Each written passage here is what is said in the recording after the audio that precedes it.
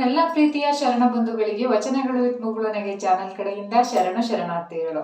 ಇಂದಿನ ವಿಡಿಯೋದಲ್ಲಿ ಚನ್ನಬಸವಣ್ಣನವರ ವಚನ ಮತ್ತು ಆ ವಚನದ ಭಾವಾರ್ಥ ತುಂಬಾ ಅದ್ಭುತವಾಗಿದೆ. ಪೂರ್ತಿ ವಿಡಿಯೋ ನೋಡಿ. ಈ ವಿಡಿಯೋ ಇಷ್ಟ ಆದ್ರೆ ಒಂದು ಲೈಕ್ ಮಾಡಿ ಅಂತ ಹೇಳ್ತಾ ಬನ್ನಿ ವಚನ ಶುರು ಮಾಡೋಣ. ಇಷ್ಟಲಿಂಗ ಪೂಜಕರೆಲ್ಲ ದೃಷ್ಟಲಿಂಗವನೆತ್ತಬಲ್ಲರು, ಜಂಗಮನೇ ಲಿಂಗಮವೆಂಬುದನ್ನು ಭವ ಭಾರಿಗಳೆತ್ತಬಲ್ಲರು. ಕೂಡಲ ಚನ್ನ ಸಂಗಯ್ಯನಲ್ಲಿ ಮಹಾಪ್ರಸಾದಿ ಬಸವಣ್ಣನೇ ಬಲ್ಲ. ಈ ವಚನದ ಅರ್ಥ ಹೀಗಿದೆ.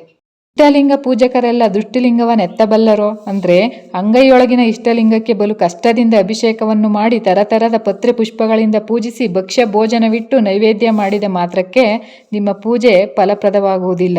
ಎರೆದರೆ ನೆನೆಯದು, ಮೆರೆದರೆ ಬಾಡದು. ಇಂತಹ ಅದ್ಭುತ ಅಂದರೆ ಇಷ್ಟಲಿಂಗಕ್ಕೆ ನಿಮ್ಮ ನಿರ್ಮಲ ಮನಸ್ಸೇ ಮಹಾಮಜ್ಜನ ಜಳಕ, ನಿಮ್ಮ ನಿಷ್ಕಲ್ಮಶ ಭಕ್ತಿಯೇ ಪುಷ್ಪ.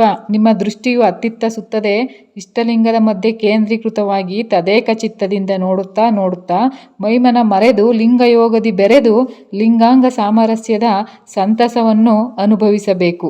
ಇದು ಬರಿಯ ಇಷ್ಟಲಿಂಗದ ಬಾಹ್ಯ ಪೂಜಕರಿಗೆ ತಿಳಿಯದು.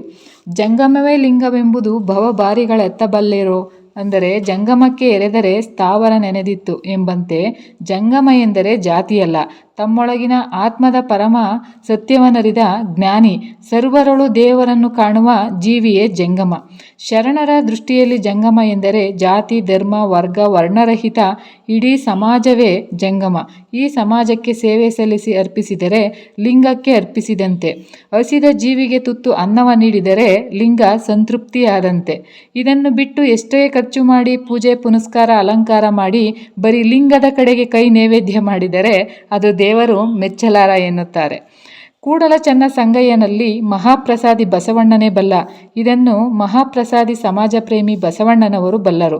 ಆದ ಕಾರಣ ಪೂಜೆಗಿಂತ ಹೆಚ್ಚು ಪ್ರಾಧಾನ್ಯತೆ ದಾಸೋಹಕ್ಕೆ ಮತ್ತು ಸಮಾಜ ಸೇವೆಗೆ ನೀಡುತ್ತಿದ್ದರು ನಮ್ಮ ಬಸವಾದಿ ಶರಣರು ಎನ್ನುತ್ತಾರೆ ಚಿನ್ಮಯ ಜ್ಞಾನಿ ಚನ್ನಬಸವಣ್ಣನವರು. ಎಲ್ಲರಿಗೂ ಕೂಡ ಧನ್ಯವಾದಗಳು.